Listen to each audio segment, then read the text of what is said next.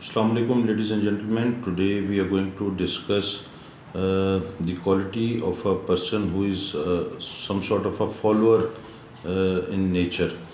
तो जो बंदा फॉलोअर होता है उसको उसकी आईसीबी में कोई जगह नहीं होती। और फॉलोअर जो होता है वो है क्या कि दूसरों के कहे पे चले, दूसरों के कहे हुए तरीक़ों पे चले, दूसरों के बताए हुए तरीक़ों पे चले, दूसरों की बातों को आगे लेके चले, दूसरों के एक्शंस को आगे लेके चले और हर बात पे एग्रीमेंट शो कर दे कि जो जिसने जो कहा उसने कहा कि yes he is good and उसको फॉलो करे। That is a wrong personality. Overall भी रॉन्ग है कि सोचने समझने की सलाहियत नहीं है और उसके बाद फिर आईसीबी में तो बुरा होता ही है।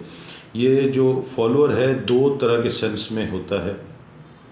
एक तो दो तरह की इसमें ये चीज़ें बंदे में डेवलप होती है, ख़ास तौर पे during his preparation phase of the ICB and during the performance phase. तो ये दो जगहों पे जाके बंदे में ये क्वालिटी प्रिपरेशन फेज़ में तो उसमें डेवलप होती है और परफॉर्मेंस फेज़ में जाके वो इस तरह करता है। प्रिपरेशन फेज़ में होती किस तरह है कि और ख़ास तौर पे कुछ एकेडमीज़ में भी का भी ये तरीका है, उससे भी ये डेवलप होती है। और दूसरा प्रिपरेशन फेज़ में ये है कि लड़का यूट्यूब पे वीडियोस देख रहा है और यूट्यूब पे वीडियोस का मतलब है कि अगर लेट्स सपोज व्हाट्स है या पिक्चर स्टोरी है तो जो पिक्चर स्टोरी और व्हाट्स वगैरह जो भी इस तरह के जो रिटन टेस्ट हैं उस पे जो जवाब या एक वर्ड का जुमला ही बनाना है तो वो जुमला उसने रट लिया।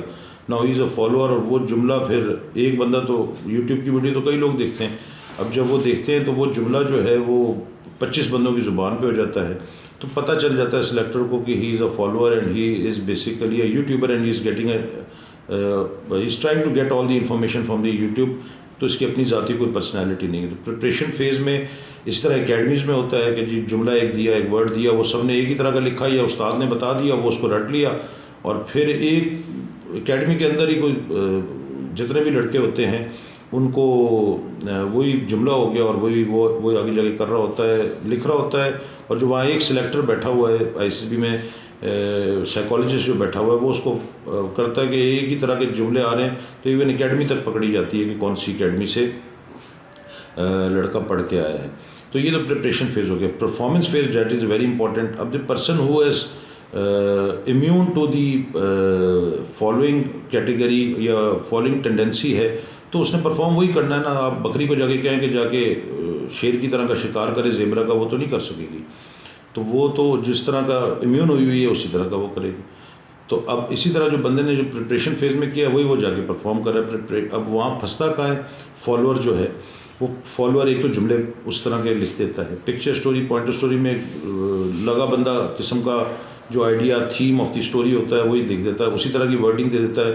Whatsoever he has learn from the academy or from the YouTube or from any other source of social media or any other book even। अगर आपका जो डोगर वगैरह की बुक है उसके अंदर जो लिखा हुआ है वही रट्टा लगा कर आ गया और अब सोचना समझना तो ख़त्म हो गया उसका। सिलेक्टर बड़े आराम से पकड़ लेता है। अच्छा, अब जो प्रैक्टिकल परफॉर्मेंसेज हैं, जिस तरह लेट सपोज ग्रुप डिस्कशन है, ग्रुप डिस्कशन में क्या करता है कि फॉलोअर जो होगा ना उसके अंदर इनिशिएटिव, परफॉर्मेंस फेज में ना वो इनिशिएटिव नहीं लेगा उसके अंदर सबसे, क्योंकि वो पहले नहीं आएगा, अपने आप को आगे पेश नहीं करेगा। ख़ास तौर पे बोलने में ग्रुप डिस्कशन हो जाता है, लेक्चरेट हो जाता है। लेक्चरेट में तो उसकी हालत टाइट होगी, लेकिन ग्रुप डिस्कशन में ही विल ट्राई कि दूसरे बंदे पहले बोलें और उसके बाद मुझे वहाँ से आइडियाज़ मिल जाए और मैं उस आइडिया को मैं लेके चलूँ। तो ही इज़ बेसिकली अ फॉलोअर। तो ये बड़ा नेगेटिव होता है। इस तरह लेक्चरेट में भी जो उसने सुनी सुनाई चीज़ें होती हैं यूट्यूब पे वो बोलने की कोशिश करता है, अंग्रेज़ी तो लग जाती है और उसके बाद ही होता है।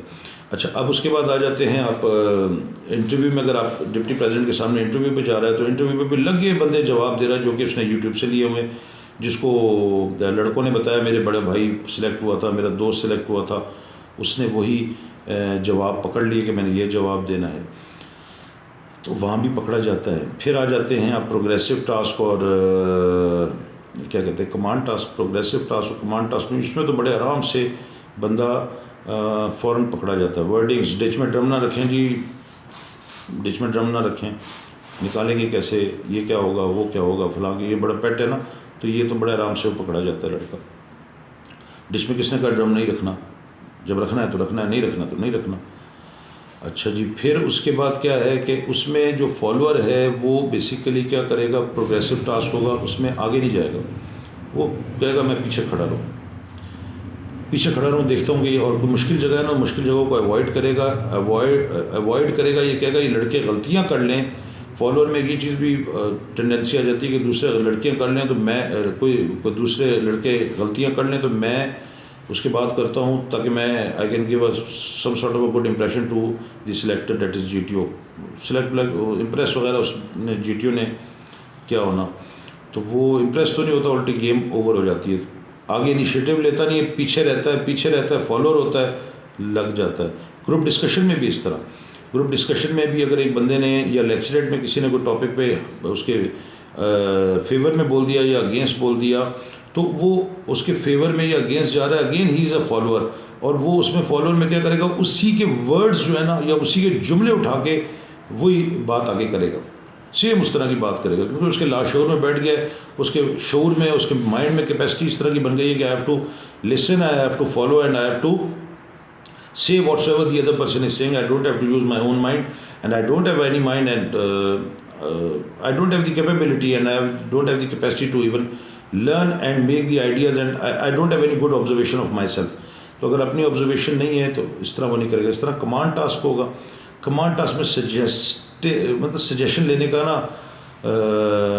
पल्सेस आएंगी उसकी, कि लोगों से सजेशन लेता फिर रहा है कि, और जो लोग उसको कहे जा रहे हैं आंखें बंद करके फॉलो कर रहे हैं, क्योंकि खुद तो कुछ सोच समझ बेचारे की कैपेसिटी लग गई है, नहीं करता।